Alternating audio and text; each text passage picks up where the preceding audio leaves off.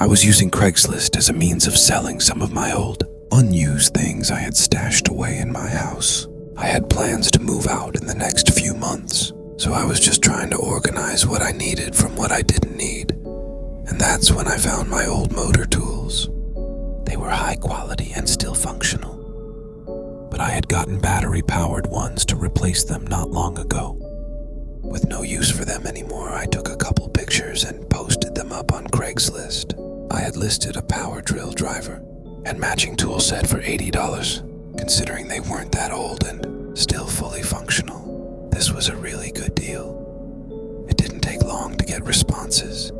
In just an hour, I got 2 replies to my post. One of them emailed me asking if $50 would be okay, but I politely declined. The other replies stated that they were very interested and wanted to buy them that same night for the listed price. I agreed and said I was available at 5 if he wanted to swing by and pick them up. I never let anyone into my house when selling things. I'd always just bring the stuff out to my driveway and talk to them there. It was a well-trafficked neighborhood street, so I wasn't worried about anyone attempting something out in the open, as I usually did. I was going to stand out in the driveway with the items a bit before 5 and wait for them so that I could make the transaction as quick as possible. But just past 4, there was a knock at the door. I looked out, seeing a man standing there with his red car parked in the driveway. I opened the door a crack, asking who he was. The man said he was here to buy the tools that were on Craigslist and admitted to being early. I told him to hold on for a minute and to just wait in his car. As I was waiting for I wasn't expecting him yet, he hesitated, making the interaction more awkward than it should have been. But then he turned around. Once he walked away, I got all the tools together and met him at the top of the driveway. I had an outlet outside for him to test the tools with, and he seemed satisfied with them. I said nicely, though I was slightly annoyed because he had already agreed to pay $80 for them, and $20 was just a total rip-off. He put the drill down, and without even looking at me, he walked back to his car and drove away. I was confused and upset, feeling like I'd been played and just had wasted my time. I got the tools back inside and just went on with my night, trying not to let myself get too upset about it. Really, it was just a small inconvenience. At least, that's what I thought. A couple hours later, I walked by the front windows, and out of the corner of my eye, I saw that same red car. It was parked just down the road, 3 houses away from mine. I looked closely, trying to be sure that it was that same man, but nobody was inside it. It was an empty parked car, so I had no way of knowing for sure. I convinced myself it was just a coincidence and carried on. Another hour would go by.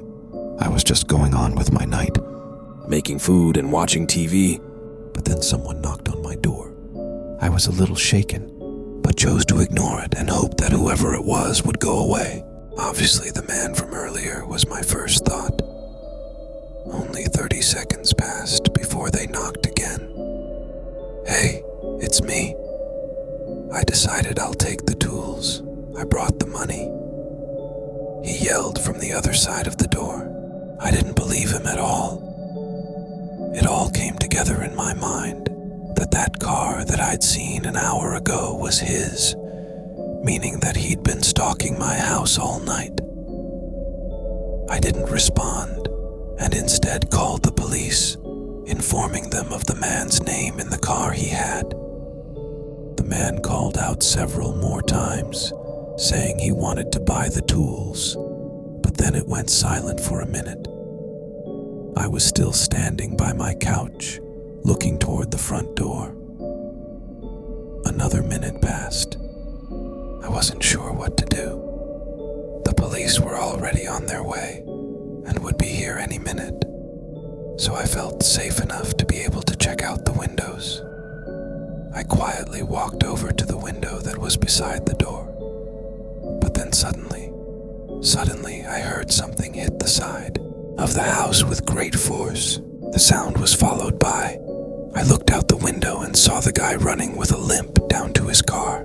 The police turned in at the though stopping him halfway. It surprised me to hear that the man admitted to a lot. He said he planned on robbing me, but I wouldn't let him into the house, which complicated things for him. Additionally, he tried climbing the tree on the side of my house and jumping onto the roof, but he missed, hitting the side and falling on his leg. The thing is, though, he was armed with a knife, and the roof he tried to jump on was just under my second-story window, which after checking was unlocked. So if he had made the jump, he actually would have gotten inside. He claimed it was just an attempted robbery, but claims are just that. I stopped using Craigslist, and even to this day, I lock every single window in my house, even the ones that I think are unreachable.